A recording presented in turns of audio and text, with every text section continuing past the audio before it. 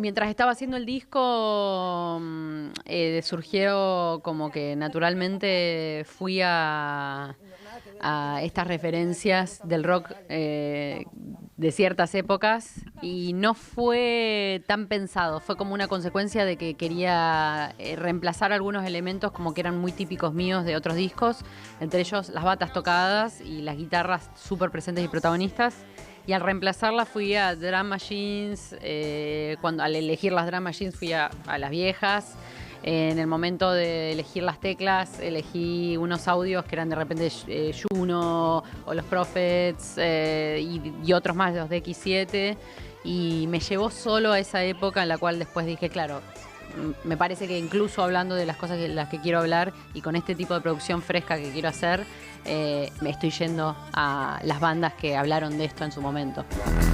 Sí, la razón por la cual decido cambiar así tan drásticamente tiene que ver, sí, obvio, con el aburrimiento. Me empiezo a aburrir muy rápido. Con que sí, obviamente también siento que había que ayornar un poco más al rock. Quería lavarle un poco la cara y darle un poquitito más una propuesta. Pero también me parece que hay algo de no querer casarme yo tampoco con las cosas que me dan seguridad de qué le gusta a mi público. Como ya sé que les gusta esto, listo, no se los doy más entonces, porque si no, al final me termino yo atando y termino quedando presa. Como la persona que solo hizo sus hits y ahora tiene que hacer todos hermanitos de ese hit porque tiene que encontrar la manera de pegarlo otra vez con ese. Es como no quiero estar presa de nada que yo misma haya creado. El resto de las cosas no las puedo manejar. Es así y me pareció más divertido. Además, qué sé yo. Por cierto. La idea del gordo, el tema y el video no se dieron, fue pura como que una construcción, digamos. Inicialmente, además el gordo lo hice antes de que asumiera este gobierno. Por lo cual yo era como una advertencia en algún punto que hacía como, che, no jodan, que la gente, a la primera que se pasen con algo, la gente los va a bajar, ¿eh? No, obvio que no. Y después el video ya es un poco reírse de todo lo que puede llegar a pasar y cómo todo sigue adelante. Y que bueno, es entender un poco y crecer entendiendo un poco que bueno, las cosas no son tan simples como uno cree a veces. Esa inocencia, poder romperla un poco con humor, sobre todo cuando hay cosas que están sucediendo que son tan difíciles de procesar, me parece que el humor es una buena herramienta para lidiar con eso.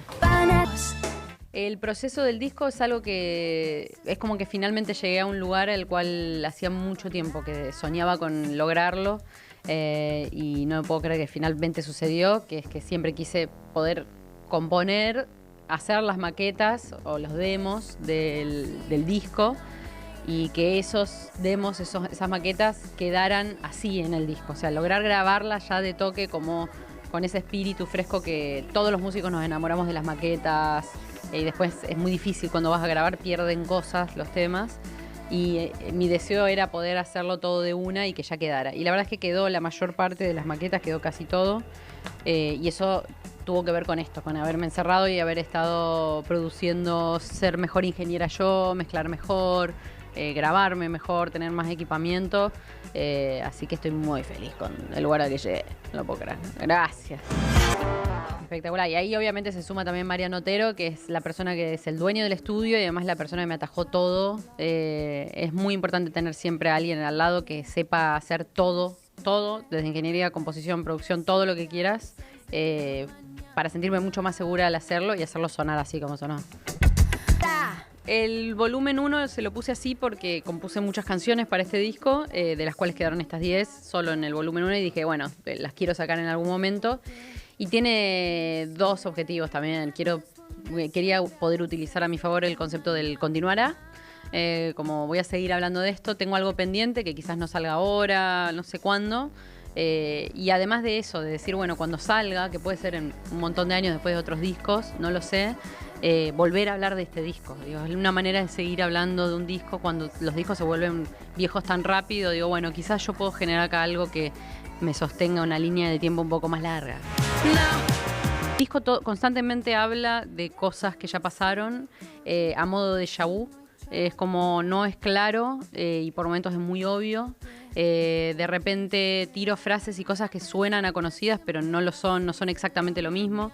En el primer tema, en Para quién trabajas, hay un pequeño amague a un riffcito de Charlie y que no es exactamente ese, pero suena parecido y lo cortan en un momento. En siglos, bueno, dice, este desastre ya ocurrió, pero después en un momento dice, voy a la cocina, luego al comedor. Y también te tira como un pequeño guiño a algo que conoces, las sonoridades de Autoestima, el gordo que suena a Spinetta, que suena a Charlie. Es una manera de decir, esto es cíclico, esto es Argentina, nos pasa todo el tiempo esto. Estos recuerdos de esto es como cuando de repente tenés un déjà vu, exactamente eso. Escuchás una música y te da como un escalofrío, o lees algo y te recuerda algo. Es poder ir un poquitito a eso. Creo que es un lindo juego para hacer. En Mojigata, por ejemplo, es el más parecido en cómo... Bueno, si voy incluso bien atrás, ¿no? Las primeras eran acústicos. Los primeros 2 discos que saco, que son los que saco mientras tenía mi banda, eran acústicos. Entonces yo estaba mucho con la acústica, componiendo. Para mi banda dejaba lo más pesado, que éramos medio casi metal. Y después para lo mío hacía temas acústicos. Los grababa en la compu, así nomás, con el micrófono de la compu. Listo, los dejaba, los hacía. Después venía un amigo y los producía y listo, vamos. Yo aprendí un poco, opinaba, bla. Siguiente disco, Sexo con modelos. Voy con un productor que era Guillermo Porro, que hizo ese discazo. Yo le llevé medio las canciones simplemente como tocadas, grabadas también medio así, pero quería meterme en la producción. Sentía que no tenía códigos, palabras, y es como no me pude meter lo suficiente, pero la producción fue bárbara. Después vino Prender un Fuego. Prender un Fuego lo hice con Brian Taylor, que lo produjo, y medio que fue casi una coproducción, porque yo, en el medio de hacer el disco, perdimos todo el disco, o sea, se nos borró todo. Entonces tuvimos que hacer el disco todo de nuevo, y en ese hacerlo de nuevo yo me metí en mi computadora y empecé por primera vez como a armar todo. Fumar de Día, que está ahí, por ejemplo, toqué el bajo y, por ejemplo, eso fue todo el tema, lo tengo en maqueta, es exactamente igual. Pero hay otros temas donde de repente es Brian. Entonces ahí empecé a coproducir. Y después viene Mojigata. Mojigata fue el primero que compuse bastante en GarageBand en ese momento. Las batas están hechas muy de lo que son los loops de batas, que son como si fuese el Addictive Drums o alguno de estos. Entonces hay batas más... empecé a usar algunas de jazz, más de como blues. Y empecé ahí, ya es una producción mía que no la quería asimilar, pero el hecho de ir a un estudio y tener que tomar decisiones de micrófonos y demás me limitaba un poco en ese momento por los conocimientos. Y en este disco ya dije, ¿qué puedo hacer yo?